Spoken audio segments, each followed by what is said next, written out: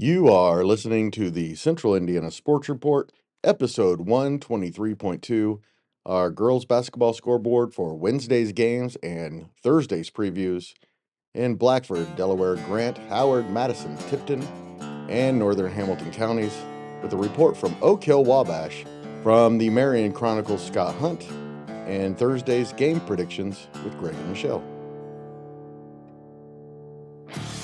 You're listening to the Central Indiana Sports Report with your host, Greg Mengelt.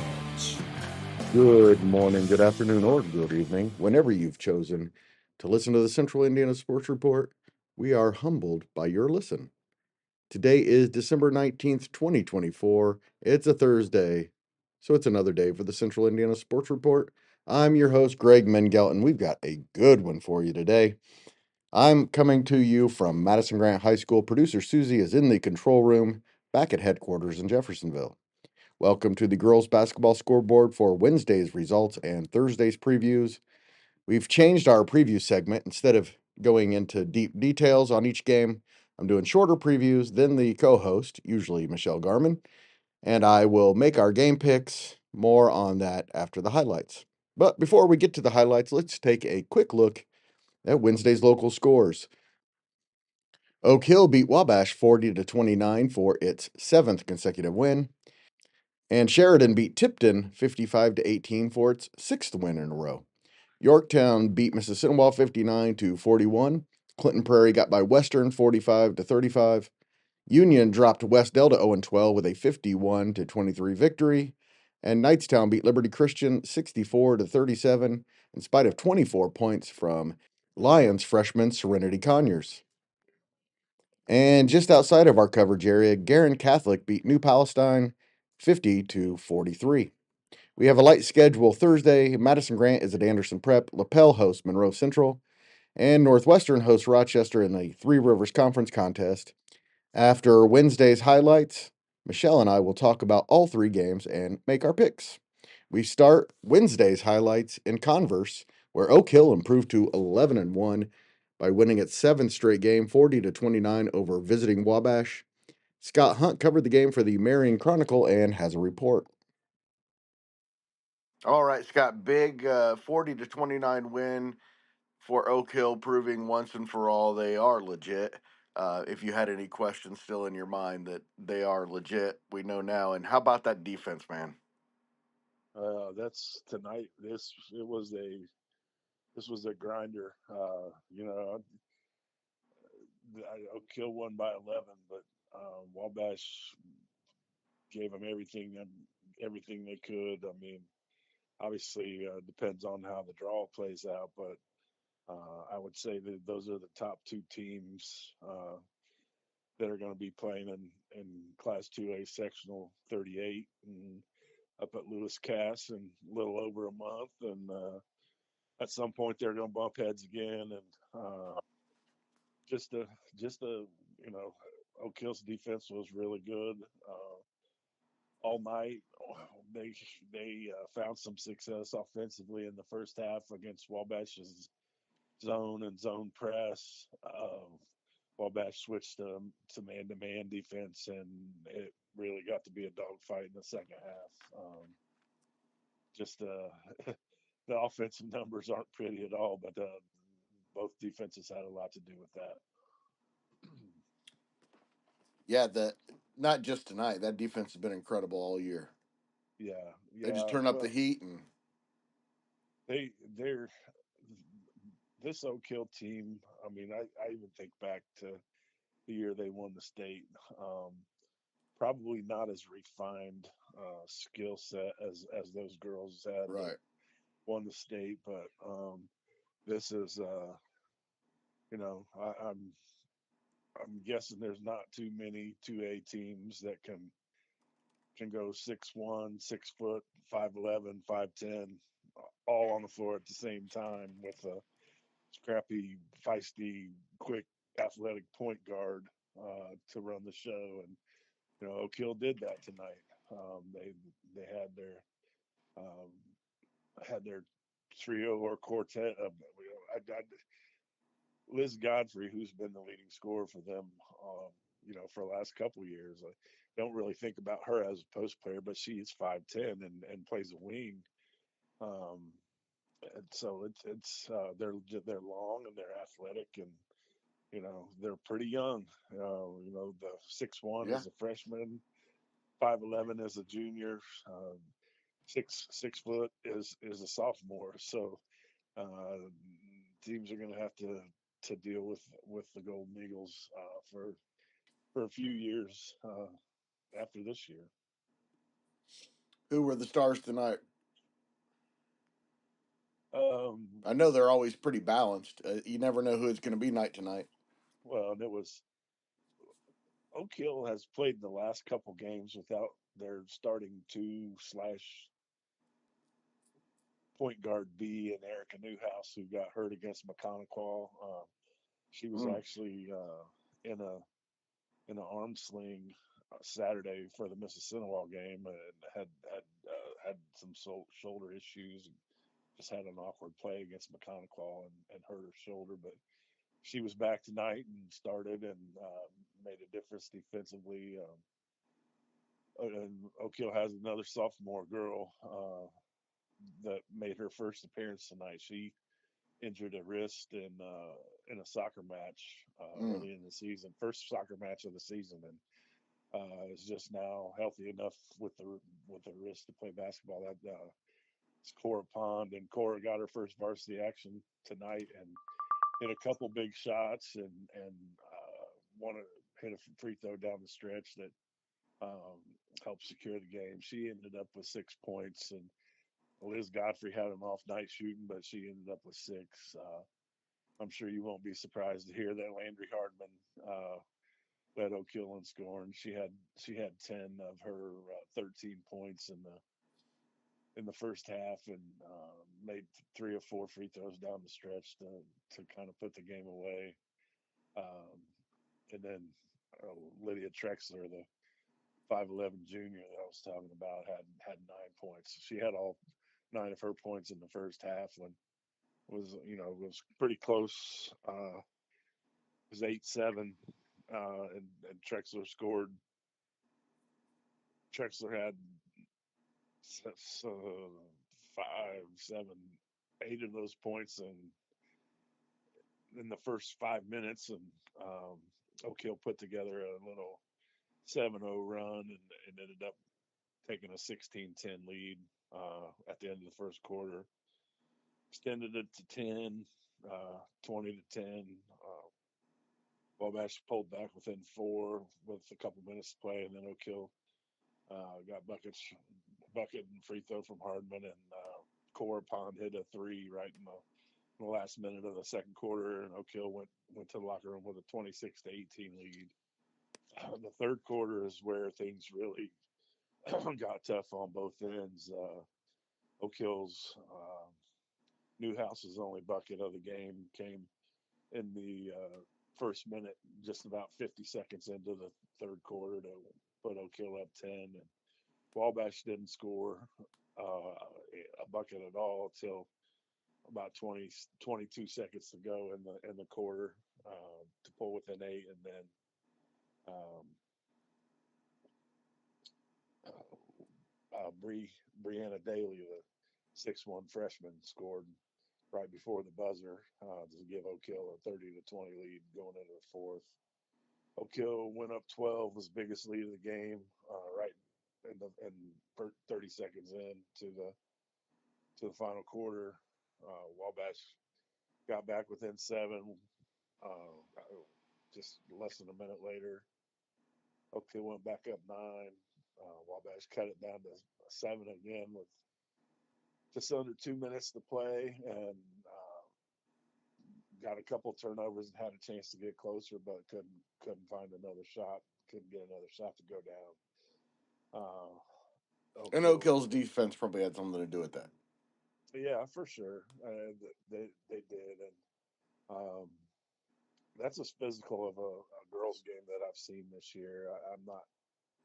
I don't want to poo-poo on the officials at all, but I felt like they let things get out of hand in the second half. Both crowds were warranted in their complaints about some of the calls and no calls that didn't happen. And Wabash coach Matt Stone got a cheap technical, which didn't end up costing them at all. Well, it ended up actually costing them a point because the Oak Hill missed both tech free throws. That was with 1:29 to play.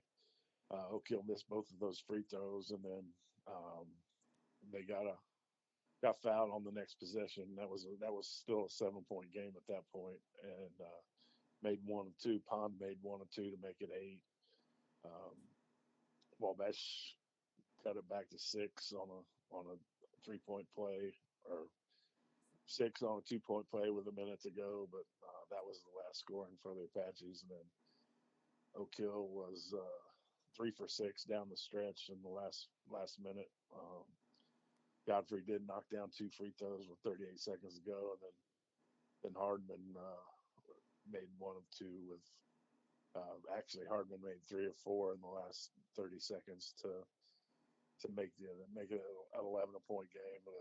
But that 11 points is kind of misleading because it was closer than that throughout the fourth quarter, and that's just how Oak Hill sealed the game at the free throw line and made it an 11-point win. But be interesting to see, in 6 weeks from now, what that matchup will look like. I think both teams learned that it's not going to be easy to, I don't want to count any of the other team. I guess Lewis Cass has a pretty good team. Rochester, Wabash just saw them over the weekend and beat them by 9. So, a high school game with it's under double digits. You feel like on a given night could go the other way if things go differently. And Sure. I think it'll be a knockdown drag out again. And if Oak Hill can impose their size, they're going to be hard to deal with, especially in that sectional. And I'm not sure which way the regional would go, and then nobody's going to look ahead that far. Obviously, they've got a huge conference game Saturday at Frankton, and I know Frankton's not the team that they've been probably the last 3 or 4 years, but anytime you go to Frankton to play, it's a tough environment, a tough place to play, and those girls are going to scrap too. So Oak Hill will have to be ready to go down there and try to improve to 3-0 in the conference on Saturday. All right, Scott. It looks like, just looking at their schedule, very good chance that they are 18-1 when they host Alexandria on January 25th. Oh yeah, I honestly think, and I'm not sure if that their game with Marion is before or after. Right before.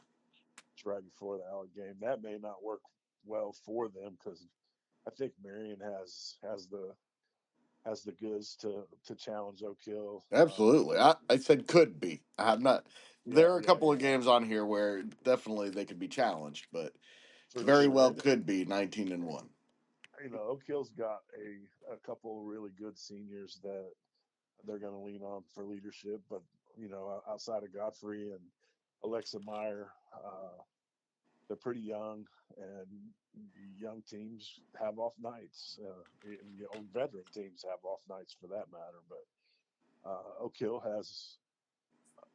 they've really been a pretty consistent basketball team here, especially here of late. I think they were a little more up and down early in the season, and they're going to be a challenge for I look forward to. I know Alec is really good. I think they're up to number 2 and 2A this Yep. week, and they've got a Division I guard and Jack Hosier, and a couple other kids that can really shoot the basketball, and they're physical. They probably got the physicality that maybe they can match up with Oak Hill. I just I don't know what kind of size Alec brings to the table, but A little bit. yeah. All right, Scott, thank you so much for your time. Always appreciate it and look forward to hearing from you. All right, Greg. After going to Frankton Saturday, as Scott just mentioned, the Golden Eagles have a couple of weeks off before going to Madison Grant for the Grant 4 tournament, where they'll be heavy favorites on the 27th and 28th. Oak Hill has already beaten Madison Grant by 44 points in November and Mississinawa by 24 last week. They face Eastbrook in the opening round. On Wednesday in Sheridan, 5 Blackhawks scored at least 6 points, and they blew past Tipton for their 6th straight win, 55-18. Kinsey Gardner and Shelby Eaton scored 12 points apiece. To lead Sheridan, Max Smith added 10, Nova Cross 8, and Cecilia Timmy scored 6. All of them are seniors. Garner also had 8 rebounds, 6 assists, and 3 steals. Sheridan hosts winless Eastern Friday as part of a girls-boys doubleheader. Tipton is 2-10 and has lost 4 straight. The Devils are off until after Christmas. They'll take part in the Carroll Holiday Tournament in Florida. They start with Northside Homeschool from Fort Wayne at 11 o'clock Friday. They will play 3 games in 2 days. Yorktown outscored Mississinawa 18-7 in the second quarter to pull away for a 59-41 victory Wednesday in Gas City. Junior Lily Sylvester scored 21 points to lead Yorktown.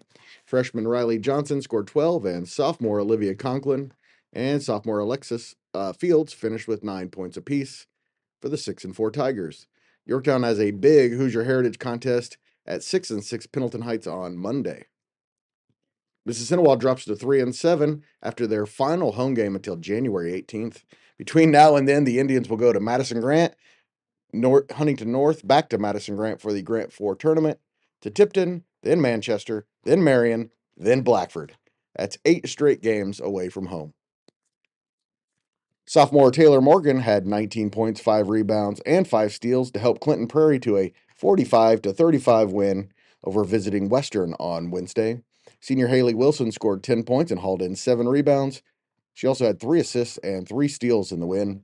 At 6-6, the Gophers are 1 win away from equaling last year's win total. Western is now 2-8 with 6 straight losses, and they face 6-4 Benton Central in Rushville on Friday. The Panthers will then have a week off before going to the Carroll Holiday Tournament. They'll face 4-4 Union in the first round there next Friday. Union jumped out to a 32-9 halftime lead and beat Westdale 51-23 Wednesday in Modoc. In the win for the 4-6 Rockets, senior Glory Ellis had 15 points, 9 rebounds, 5 blocked shots, and 4 steals. Junior Gracie French finished with 14 points and 6 rebounds. And sophomore Kennedy Ogden had 9 points, 10 rebounds, 4 assists, and a couple of steals. Westdale is now 0 for 12 and hosts 6-4 Daleville on Saturday and 6-5 Shenandoah on Monday. Knightstown won its 5th straight game, 64-37 at home against Liberty Christian on Wednesday. Freshman Serenity Conyers scored 24 of the Lions' 37 points in the loss. Liberty is just restarting its program, which appears to be in pretty good shape for the future. The Lions are 1-2 and will face 8-3 Elwood in the opening round of the Madison County Tournament on January 6th in their next game. And the Central Indiana Sports Report girls basketball player of the night for Wednesday is Oak Hill sophomore Landry Hardman. She finished with 13 points, 5 rebounds, and 4 assists in the Golden Eagles' 40-29 win over Wabash. And now you know everything we know about girls basketball in Central Indiana. Please stay tuned for Thursday's previews and predictions with Michelle Garmon. You're listening to the Central Indiana Sports Report with your host, Greg Menkels. All right, Michelle, you know what we're doing, but let me explain it to the listeners. What we're going to do every day is pick all of the boys and girls games. I'm going to pick what I think the final score, well, the final margin is going to be. You're going to tell me how far I'm off and which direction, and the winner gets a point. If you say over and it goes under, I get a point. If it goes over, you get a point. And if we pick 2 different teams, then it's worth 5 points. So that's how we're going to do that. And we're going to do it every game the rest of the year as much as we can. Okay. Here we go on Thursday, December 19th, we have three girls basketball games. All three are JV 6 o'clock starts, followed by the varsity. Madison Grant goes to Anderson Prep. Madison Grant is 3-8, has won two of its last four, including a 45-43 win over Eastern on Tuesday, a game that they led by double figures into the third quarter, and then saw Eastern come back and close the gap to two for the final score. Anderson Prep is 8-4. They've won seven of their last nine. Ava Peoples, Olivia Peoples came back to the lineup. They've won seven of their last nine. They beat Union 44-32 in their last game on Saturday. Madison Grant leads the all-time series 5-0, including 49-48 at Madison Grant last year. But this year, I think APA is going to break through. Michelle, my pick is Anderson Prep by 17. Anderson Prep by 17. Oh, you're muffled. I'm sorry. You said Anderson Prep by 17? Anderson Prep by 17 at Anderson Prep. Anderson Prep by 17. Let's see.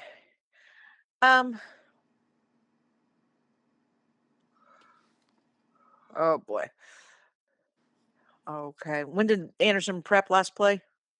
They last played Saturday, a 44-32 win at Union. Okay. Oh. All right. You have by 17. I think I was thinking more than that, but I don't know. I'll say Anderson Prep by a dozen. Under that. All right, so you're going to say under. I like it. All right. See, I'm trying to make it I'm trying to make it difficult for you. That's the whole idea. So I like taking the time and doing that. All right, here we go. Our second game is Monroe Central at Lapel. Monroe Central is 8-2. They've won four in a row. Both of their losses, however, have come on the road. Lapel is 8-5. They've won four straight, 7 of 9, including a big 60-56 road win at 2A number 5 Eastern Hancock on Tuesday. Michelle, that was a big one. They seem to have fixed some problems. Yeah, or they're just. I think Wills is in a really good shooting groove right now. Or Doesn't that. mean it will last the rest of the season. It'll be interesting to see, but that was a huge win for Lapel. I think we'll know exactly where they are and how much they've improved come the Madison County tournament. Yeah, that'll be very interesting to see what happens in that tournament, especially on one side of the bracket.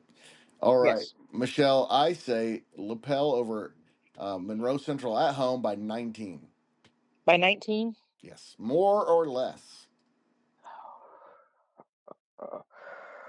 Oh, I'll actually go more because I'm thinking along the lines of 20-22. I think Wills is in one of those shooting grooves right now. I mean, 48, 39, 29 points. I just think that um, I just think she is. I think Lapel is a little, in a little bit of a hot streak right now, and I think even though those two aren't in the same sectional anymore, I think Lapel would just kind of like to make a statement. So.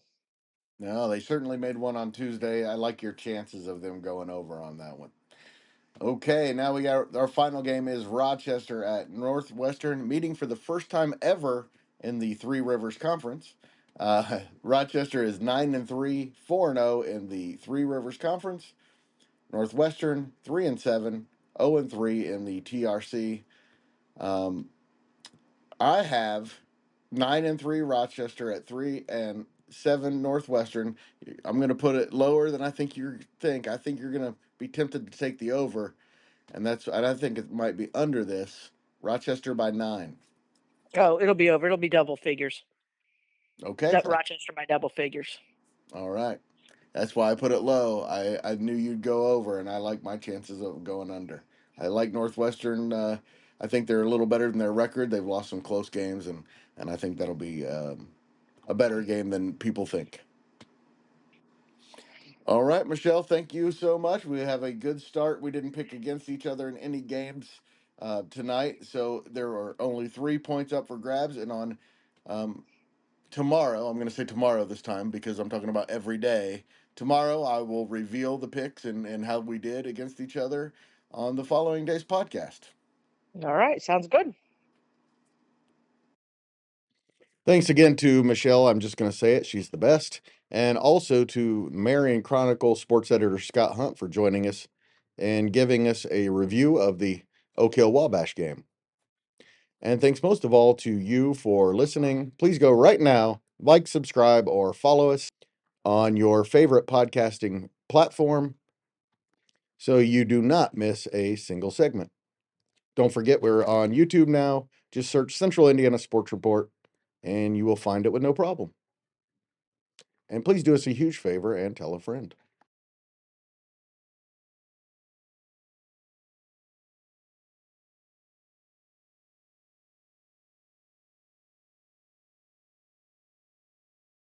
The Central Indiana Sports Report is a product of ITG Media.